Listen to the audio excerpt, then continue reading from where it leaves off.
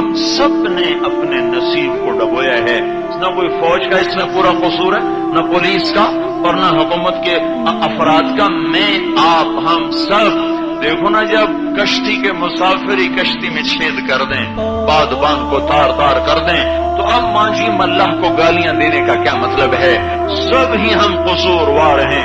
جھوٹ سود کی تجارت نے، ماں باپ کو بے عزت کرنے نے، گانے بجانے کی محفلوں نے، عورتوں کے بے پرد پھرنے نے، خون کے سفید ہونے نے، جوئے کے، جھوٹ کے، سود کے اور بانڈ کے کاروباروں نے، اور ظلم و ستم نے، قتل و غارت نے، زنا نے، چوری نے، ڈاکے نے، ان سب نے مل کر ہمارے نصیب پر رات کو آ کر چادر پہنائی ہے اور ہمیں ذلیل و خوار کر کے اندھیروں میں دھکیلا ہے.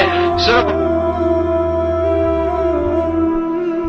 وہ بھی توبہ کریں، ہم بھی توبہ کریں.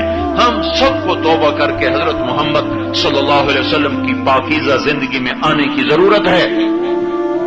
ماؤں کا حق ہے. اللہ تعالیٰ نے کہا ماں باپ کافر بھی ہوں تو ان کی بے ادبی نہ کرو، چہ جائے کہ مسلمان. ہاں، اگر ماں باپ ہی نافرمانی کی بات کریں پھر ان کی اطاعت نہ کرو. بعض نوجوان تبلیغ میں لگتے ہیں، داڑھی رکھ لیتے ہیں، تو مائیں کہتی شیو کراؤ، باپ کہتا ہے شیو کراؤ. ایسی ماں باپ کے اگر مان لی تو وہ بھی گئے دوزخ میں، یہ بھی گیا دوزخ. اللہ اس کے رسول پر ہر چیز قربان کر سکتے ہیں، باقی سارے رشتے بعد میں ہیں. اللہ اس کے رسول کا رشتہ پہلے ہے. اللہ رسول کے بعد ماں باپ کا حق ہے. اگر وہ جائز حدود کے اندر بات کریں تو اولاد کے ذمے اطاعت ہے، اور یہ ان کے لیے جنت کا راستہ ہے. ماں باپ کی دعائیں اللہ کے عرش کے اوپر تک چلی جاتی ہیں.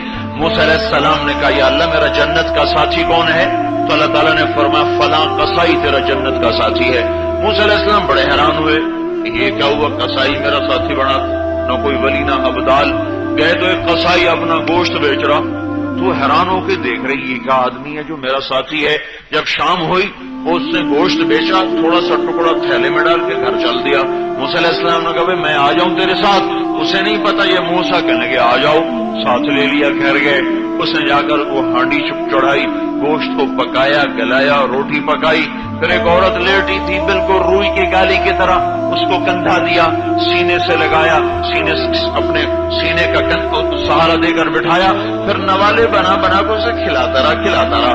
اس نے دعا دی، انہیں ایسے رومال سے منہ صاف کر کے لٹا دیا. موسیٰ علیہ السلام نے پوچھا یہ کون ہے؟ کہ یہ میری ماں ہے. کہ یہ بڑی ضعیف ہو گئی ہے، تو میں جاتے اس کی خدمت کر کے جاتا ہوں، واپس آتا ہوں تو اس کے سارے کام کر کے پھر دوسرا کام کرتا ہوں. تو موسیٰ علیہ السلام نے کہا یہ کیا کہہ رہی تھی؟ تو کہنے لگا کیا کہہ رہی تھی؟ پاگل ماں ہے. جب خدمت کرتا ہوں تو مجھے کہتی اللہ تجھے موسیٰ کا ساتھی بنا ہے. میں کہاں اور موسیٰ کا، میں کہاں اور موسیٰ. اور تمہاری زندہ ہیں تو خدمت کا، ہماری تو مر گئی ہیں. تمہاری زندہ ہے تو یہ قدر کر لو. یاد رکھنا دھن دولت سے گھر آباد نہیں ہوتے، اچھے اخلاق سے گھر آباد ہوتے ہیں. اولاد کی کثرت سے گھر بے حال نہیں ہوتے، اولاد کی نافرمانی سے گھر بے حال ہوتے ہیں. یہ کیسے بدبخت ہیں جو ہمیں دھوکہ دے. کم بچے، خوشحال گھرانہ، چھوٹا خاندان، زندگی آسان. میں کہتا ہوں چھوٹے دو ہوں، صرف دو، اور ہوں دونوں ہی نافرمان تو زندگی آسان ہو جائے گی. 10 ہوں اور 10 کے 10 فرما بردار ہوں تو زندگی مشکل ہوگی. تو راحت جنت. اللہ تعالیٰ کے نبی کا انکحوا الولود الودود، اس عورت سے شادی کرو جو بچے دینے والی ہو، جو محبت کرنے والی ہو، تاکہ قیامت کے دن میں فخر کر سکوں میری امت سب سے زیادہ ہے. یہ کہہ رہے ہیں چھوٹا خاندان، زندگی آسان. ہماری ایک چاچی ہے، چاچا تو مر گیا بیچارہ، اس کے قدرتی 2 ہوئے، کوئی منصوبہ بندی نہیں، بعض نسل 5 ہوتی. تو ہمارے خاندان میں ایک شاخ ہے جن کی عورتیں 5 ہیں، تقریباً 1 بچہ 2 بچے زیادہ آتی. تو ہماری چاچی کے 2 ہوئے. چاچا مر گیا، بیٹے کی شادی ہوگی، بیٹے کی شادی ہو گئی.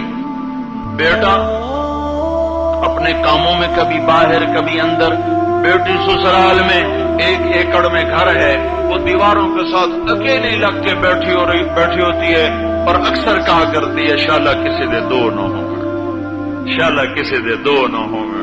وہ یہ دھوکہ ہے، دھوکہ. کم بچے، خوشحال گھرانہ، نہیں نہیں نہیں نہیں نہیں نہیں، دیندار بچے خوشحال گھرانا، دیندار خاندان زندگی آسان، بچے نیک ہوں گے تمہاری زندگی جنت ہے، بچے نافرمان ہوں گے ایک بھی ہے تو جہنم بنا دے گا ساری زندگی کو۔ تو اپنی ماؤں کی دعائیں لو، باپ کی دعا لو۔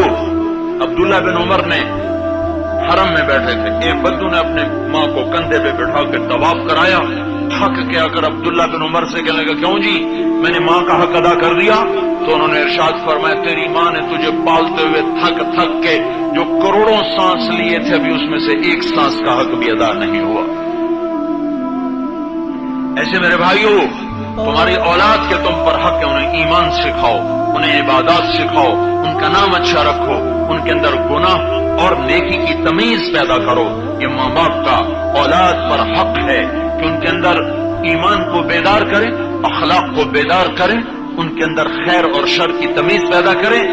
کل کو جب وہ بالغ ہوں اور کسی کی لڑکی کو لے کر چلیں اور کسی کی بیٹی اس کے بیٹے سے بیاہی جائے تو یہ انسان ہو حیوان نہ ہو، انسان ہو یہ حیوان نہ ہو کہ آتے ہی اس کو نوکر بنا کے پاؤں تلے روند ڈالے، اسے ذلیل و خوار کر دے۔ عجیب لوگ ہیں بھائی، جب کوئی آ جائے شادی ہو کے آ جائے وہ کہتا میری ماں دی عزت کر، میرے پیو دی عزت کر، اگو چوں نہ کر کسک نہیں، اور اس کی ماں کو ذلیل کرنا اور اپنے سسر کو ذلیل کرنا اپنا فریضہ سمجھتے ہیں۔ ساس کو ذلیل کریں، سسر کو ذلیل کریں گے اور ماں باپ کی عزت کروائیں گے، خود نہیں خدمت کریں گے، بیوی سے کہیں گے کرو، حالانکہ شریعت نے میری بیوی کے ذمے میرے ماں باپ کی خدمت فرض نہیں کی۔ سن رہے ہو تمہیں نہ سمجھ میں ہے پھر بھی میں سناؤں گا، میرے ذمے ہے میری ماں باپ کی خدمت، میرے ذمے ہے میری ماں میرے باپ کی خدمت، میری بیوی کے ذمے نہیں ہے کہ میری ماں کی خدمت کرے، میرے باپ کی خدمت کرے۔ اگر وہ کہہ دے کہ میں نہیں کر سکتی تو اس کو نافرمان بیوی نہیں کہا جاتا۔ احسان دانش تھا مرحوم، اور تھوڑا تھوڑا ایسے ادب کا ٹھہر گئے، اس کی کتاب ہے جہان دانش خود نوشت۔ وہ کہتا ہے جب میری ماں بیمار ہوئی تو میں نے اپنی بیوی سے کہا یہ میرا وہ سرمایہ ہے جس میں کوئی پارٹنرشپ برداشت نہیں کر سکتا، یہ میرا وہ سرمایہ ہے جس میں کوئی شراکت برداشت نہیں کر سکتا، اس کی ساری خدمت میں کروں گا، تجھے انگلی بھی نہیں لگانے دوں گا۔ کہ جب تک میری ماں بیمار رہی میں نوکر زر خرید غلام بن کے اس کے سرانے کھڑا اس کی خدمت کرتا رہا، اس کا بستر دھونے کے لیے 2 میل، غریب ساری زندگی اس کی غربت میں گزری، 2 میل دور نہر تھی، گھر میں دھونے کا سامان نہ تھا تو میں روزانہ تہجد میں اٹھ کر اس کا بستر دھونے جاتا تھا، دن چڑھنے سے پہلے گھر واپس آ چکا تھا تو سارا بستر دھو کر، جب تک وہ زندہ رہی میں نوکر بنا۔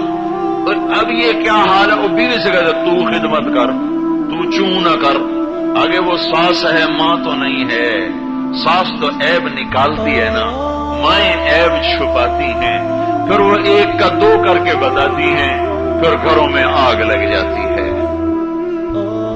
اور ہنستے ہوئے گھر وہ جہنم کا ایندھن بن جاتے ہیں۔ تو حضرت محمد صلی اللہ علیہ وسلم نے میاں بیوی کا حق بھی بتایا۔ ہم کا بہترین مسلمان وہ ہے جو بیوی سے اچھا سلوک کرے، ہم کا میں سب سے زیادہ اچھا سلوک کرتا ہوں اپنی بیویوں کے ساتھ۔ حضرت میمونہ کے ہاں آپ سوئے ہوئے باری باری ایک رات گزارتے تھے، پیشاب کا تقاضا وہ باہر چلے گئے، حضرت میمونہ کی آنکھ کھلی، دیکھا تو آپ نہیں ہے، تو ان کو جو ہے ان کو الٹی پٹی ان کو نفس نے پڑھا دی، او ہو اللہ کے نبی مجھے چھوڑ کر کسی اور بیوی کے پاس چلے گئے، تو انہوں نے غصے میں آ کے کنڈی لگا دی۔ اتنے میں ہمارے نبی آئے، دروازے پہ دستک دی، کھولو کا نہیں کھولوں، کیوں کہ مجھے چھوڑ کے دوسری بیوی کے پاس جاتے ہیں، کہ اللہ کی بندی انی حاقن، مجھے تو پیشاب آیا تھا، میں پیشاب کرنے گیا تھا، کہ مجھے سارا پتا ہے، آپ ایسے ہی پیشاب کا بہانہ کر رہے ہیں، کسی اور کے پاس گئے ہیں۔ تو انہوں نے کہا اللہ کی بندی کبھی نبی بھی خیانت کر سکتا ہے؟ ایک دم کرنٹ لگا، وہ بیوی ہونے کی وجہ سے خامد والا پہلو غالب آ گیا اور نبوت والا پہلو ذرا دیر کے لیے اجل ہو گیا۔ جب سنا کہ کہ کبھی نبی بھی خیانت کر سکتا؟ ایک دم جھرجھری آ گئی، بے شک بے شک. پھر آگے بڑھ کے جلدی سے دروازہ کھولا کہ مجھے ہی دھوکہ لگا، اللہ کا نبی کیسے خیانت کر سکتا ہے؟ تو اندر آتے ہی آپ سزا دیتے، جوتا اٹھا لیتے. تم کیا کرتے اگر تمہاری بیوی تمہارے ساتھ کرتی؟ تو اللہ پاک کے نبی مسکراتے ہوئے جا کر اپنے بستر پہ دراز ہو گئے، سو گئے، کچھ بھی نہیں فرمایا. عورتوں کو حق سمجھایا. اور تم بیٹھے سے تمہاری بات زیادہ کر رہا ہوں. میں بیٹھا تھا، ایک نوجوان آیا، رونے لگا، کہا جی بہن کی شادی کی تھی اور اس کا خامن نہ ماں سے ملنے دیتا نہ باپ سے ملنے دیتا. میں نے کہا سب سے پہلی میرے بس میں تو پہلے اس کے ماں باپ کو الٹا لٹکاتا، پہلے ان کو سزا دیتا کہ ظالموں تم نے اس کو انسان نہ بنایا، ایک بچی سے یوں کھیلنے والا اس کو بنا دیا. پھر اس کو سزا دیتا کہ جو پیٹ سے جنی ہوئی ماں سے ملنے نہ دے، جس کی چھاتی کا دودھ پیا اس سے نہ ملنے دے. وہ یہ باتیں کوئی نہیں بتاتا. میں اس لیے روز شور مچاتا ہوں کہ ہمارے روز کا روگ ہے، یہ روز کا درد ہے. زندگی سسک رہی ہے، زندگی پر بوجھ بنی ہوئی ہے کہ چونکہ شریعت کا پتہ نہیں ہے. پنجابی رواج، پٹھانوں کے رواج پٹھانوں میں، سندھیوں کے رواج سندھوں میں، بلوچی پنے پر، پنجابی پنے پر، سندھی پنے پر، پٹھانی پنے پر. وہ محمدی بن کے چلنا تو دنیا بھول چکی ہے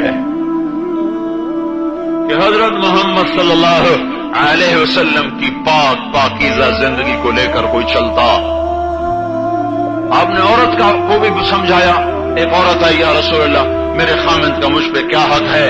تو آپ نے فرمایا تیرا خامند زخمی ہو سر سے لے کر پاؤں تک، ہر زخم میں پیپ پڑ چکی ہو، تو زبان سے چاٹ کے اس کے زخموں کو صاف کرے، تو بھی تو نے خامند کا حق ادا نہیں کیا. ایک اونٹ نے آپ کو سجدہ کیا، صحابہ کہنے لگے یا رسول اللہ اور یہ اونٹ آپ کو سجدہ کرتا ہے، ہم نہ آپ کو سجدہ کریں؟ کہ نہیں، میری شریعت میں اللہ کے سوا سب کے لیے سجدہ حرام ہے، کسی کو سجدہ نہیں کیا جا سکتا. اگر میں اجازت دیتا تو عورت کو کہتا خامند کو سجدہ کر، بیوی سے کہتا خامند کو سجدہ کر.